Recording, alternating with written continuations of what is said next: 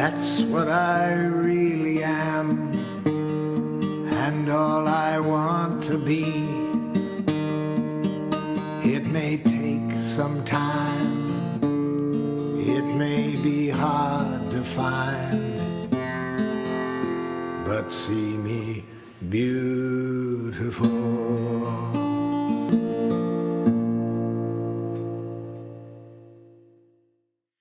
Well, I'm kind of different from other trainers in that I precede almost everyone else. I met Marshall in 1972, took my first class in 1973.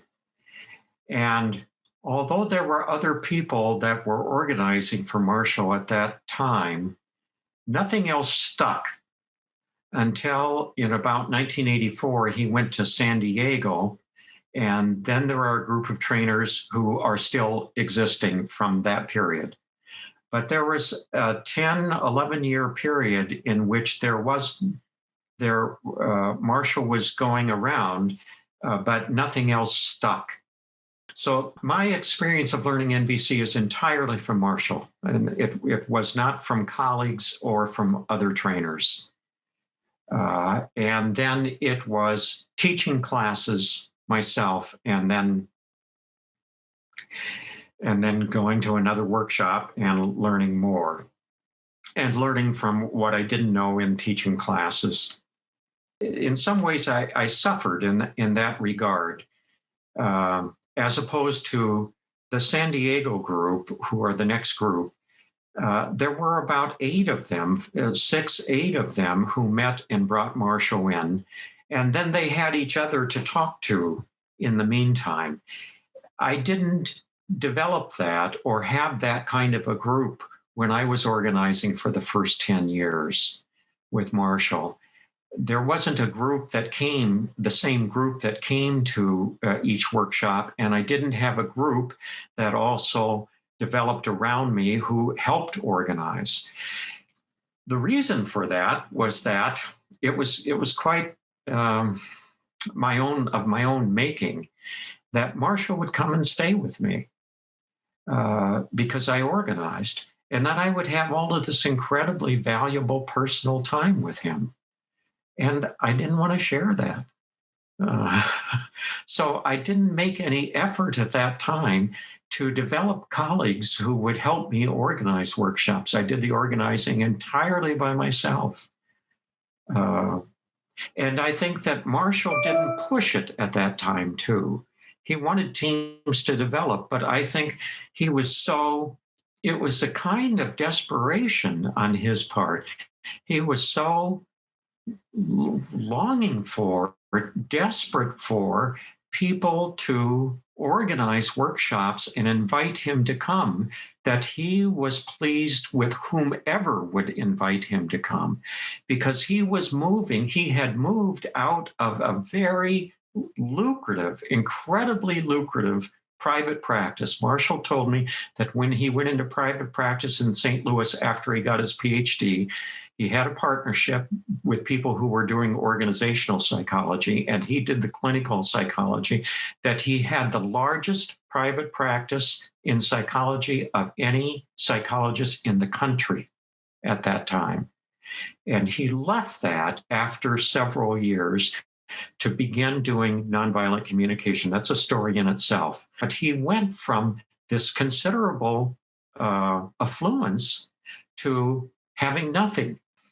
When I first contacted him, it was in that initial period of when he was living in an apartment office by himself, and was conducting a workshop here and there. And then I invited him, and then somebody else invited him. And so that I think that he was happy and content with the fact that I didn't organize a team around him in Chicago.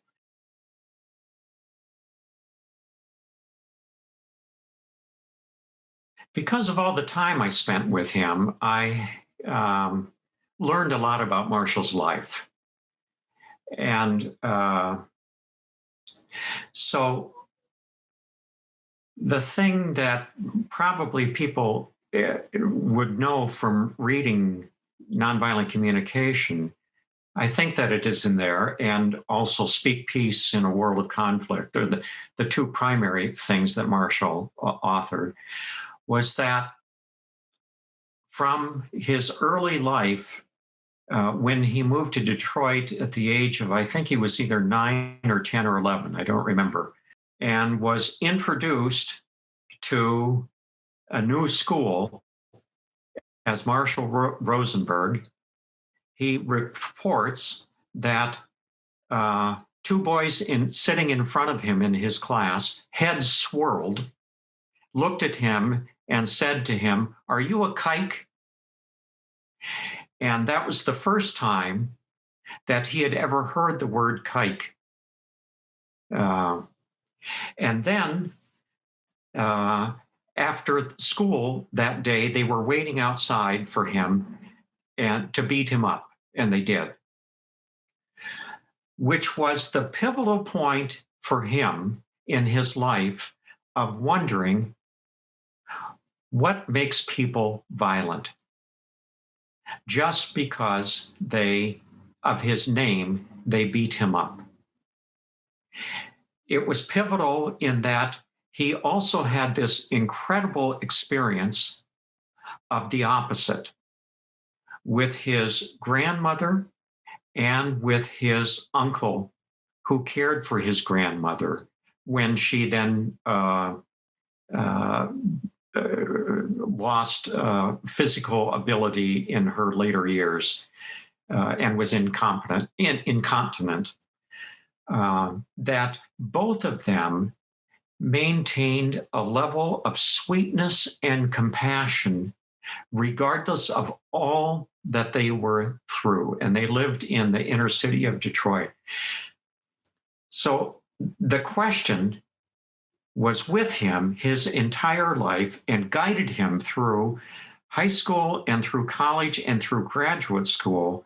What makes people violent and what distinguishes that from people like his grandmother? And he tells many, many stories about his grandmother who maintained compassion regardless of the circumstances they were in. Then when he went into private practice after graduate school, he was surprised that was one thing. He was surprised that the people who came to him were families in need of help.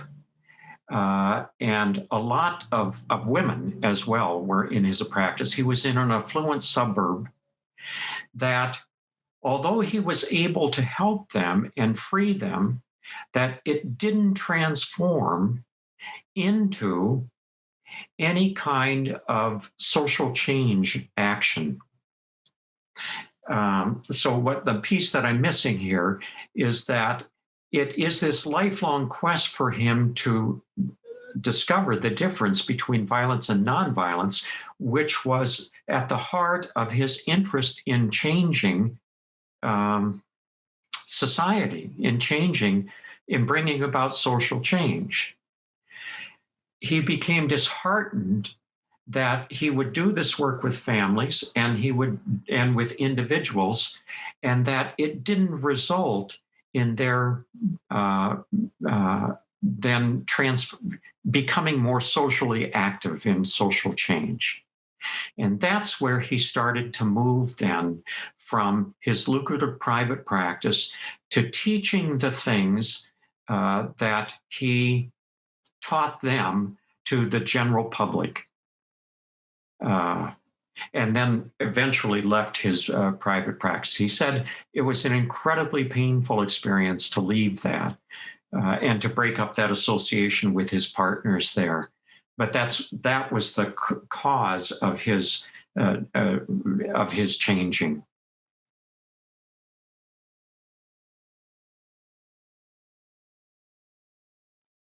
He had a radio program in St. Louis, which was Ask the Psychologist. And from that, some interactions occurred where he was referred by the court to do testing of juveniles who were in the court system. And from that testing, which was incredibly elaborate, he contacted the courts, the judges who would refer cases to him. And he hired psychiatrists to do that kind of testing, to find out what it was that what they actually wanted, because it was pages and pages and reams of material. And from that, he developed something very succinct that got to the heart of what they were asking for. And from that, he was then became aware, before it even happened, before it was commonly known, that many of the juveniles had learning difficulties. And he developed a way to teach people with learning difficulties as a result of this. And then was asked by local schools to come in and teach learning difficulties, how to deal with learning difficulties. And that was really the development of nonviolent communication. Now, there's a step that I missed in there too, because he went to a conference of therapists and presented what he knew about learning difficulties. And he found at this therapy conference that he knew more about this than anybody else, that he was actually a pioneer in this field when he talked about what he had discovered. When he was a participant in somebody else's session, and then people came up to him afterwards to ask him what he was revealing in that session. And from that, he got asked to come into schools to teach what he knew about learning difficulties, which then resulted in his being asked by more schools to come into their schools to teach. That's the origin of his book called Diagnostic Teaching, and also the origin of his book, Mutual Education. And those are the forerunners of the beginnings of nonviolent communication, because what he was teaching in that was observations and feelings as a way of doing diagnosis with learning difficulties. Then he got asked more and more to do this kind of training, and saw that it was more efficient to do the training than it was to do private practice, which is how he got into then moving from private practice. That, in combination with his a disappointment with people in private practice, his patients, his clients, not moving into social action. He became aware, those two combinations, that it was more efficient for him to do training of people than to do private practice. So from the giving all of this feedback to the courts, and then distilling it down to what it is that actually worked. One of the things that he learned with juveniles was that, and also from his private practice with families, that the juveniles had difficulties which came to be called learning disorders, but was not even a concept at that time. And then Marshall went to a therapy conference of some kind, I don't know what, and was a participant in a workshop in which somebody was talking about learning disorders. And Marshall, as the participant, said a whole number of things that he had been learning about this. After the workshop, people came up to him to ask him more about what he had learned. And then he realized that he knew a whole lot, and he knew more than what was known by most people at that time. He then developed an approach which was from that workshop that he, as my recall is that he was then invited into a local school to teach them what he knew about working with students who had learning disorders. And from that initial school job or invite came other schools who were asking him to do it. And out of that came this first book of his, Diagnostic Teaching. And at the same time, another book, shortly after the first book, came a book, Mutual Education. But it was from that teaching with schools that he could teach teachers and be much more efficient than any individual work with students or with families, that he realized it was much more efficient to go to schools and to teach than it was to do individual practice. So it was that combination of the disappointment that private practice did not lead to changes in people's behavior on a social change level, and his awareness that it was more efficient to teach people than to do private practice, that led him to leave private practice and begin teaching nonviolent communication.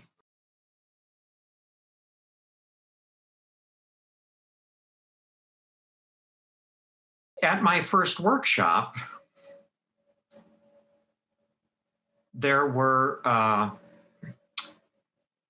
actually 5 steps, and then later it changed to 4 steps. But at my first workshop, the next book after Mutual Education was a manual. I have a copy of it, called Responsible Thinking and Communicating.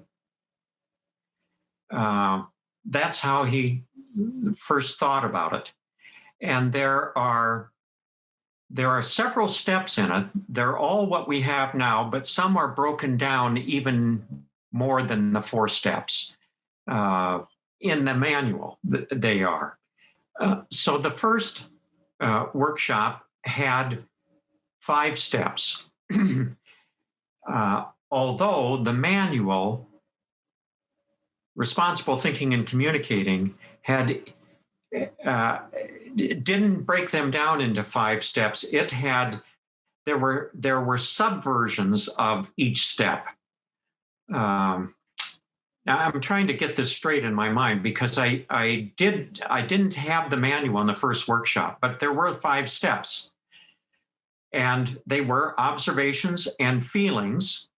And the third step was called the because I clause.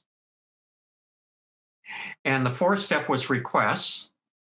And the 5th step was, what do you want the other person's reasons to be for doing what you want them to do? And that step disappeared quickly and was replaced, in my view, by the addition to a request of the suggested communication form, if you are willing.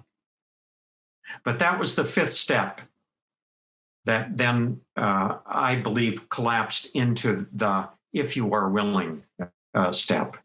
So those were the steps of the model, and they were always the same on the opposite side with empathy. They were the 4 steps of that, just the opposite of honesty. Now, over time, the 3rd step evolved, and I have traced this from all of the writings that he has. I've looked at everything that he has written. And the because I clause remained, and it remains through Nonviolent Communication, a Language of Life. You can still see in that writing, which was in 2000, 2001, 2002, you can still see that he's talking about because I. that it was the taking of ownership for whatever it was that you said. It was, and that's always been the critical piece, is which keeps you as the owner, and at the same time as you acknowledge yourself as the creator or the author or the owner of what you are saying, at the same time, you are then implying that the other person is the owner of what they are saying, which makes the interaction one between equals. And as soon as you do not do that, as soon as you cite the label or whatever the judgment is, and do not say, this is my thinking, this is my interpretation, this is my conclusion, this is my judgment, but you say something, any form of you are rude or something like that, you not only are not in touch with your own experience as the author of that, but you are then implying that there is some independent source of truth that you are only channeling in this interaction, and you are simply benefiting the other person with this independent source of truth. And in doing so, you are denying their autonomy and their reality. So in doing this, because I clause is absolutely essential for what it does for your own self, but it also, in doing that, you are then acknowledging, and I don't want to say granting, because that's, you are acknowledging that this is an interaction among equals, which is, of course, at the heart of nonviolent communication.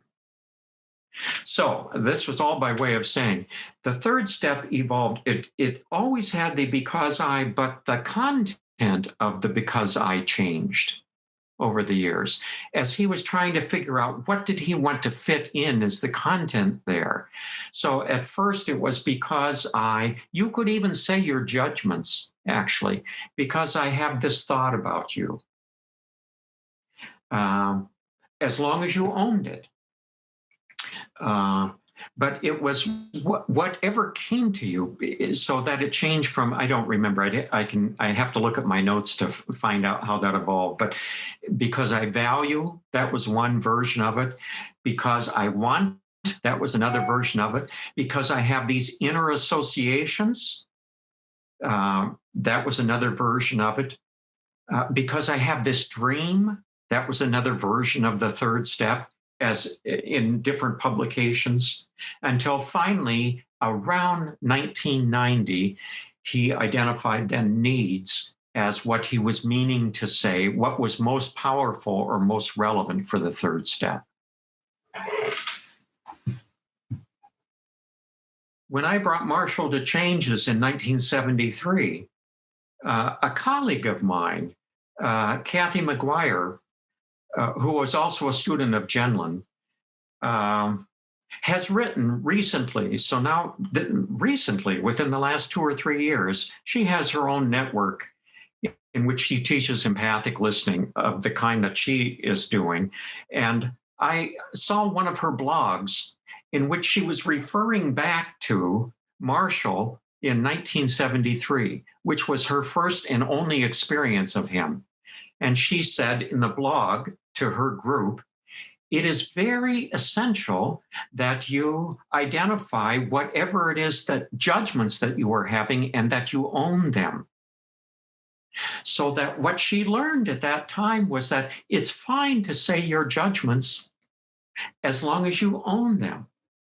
And she said this was, in her blog, she says, this was a radical change for me in my own understanding.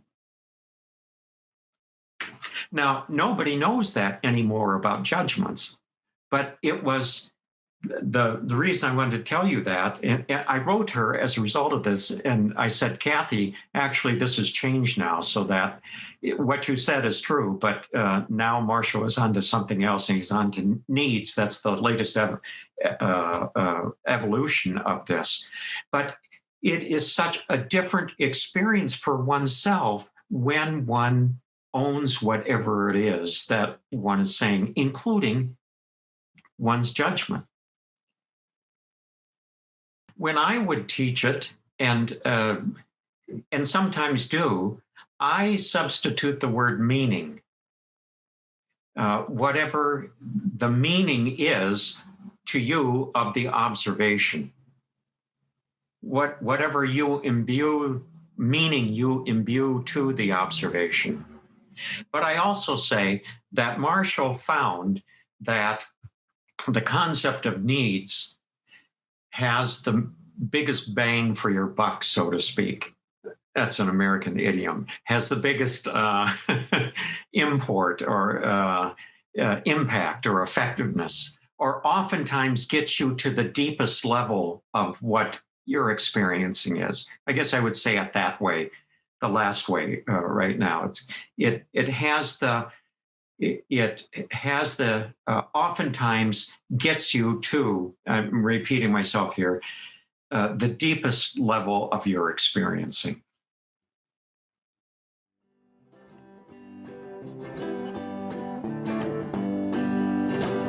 I want to live compassionately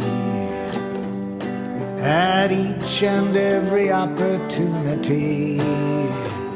I want to give away the love that's mine to give. I want to live compassionately.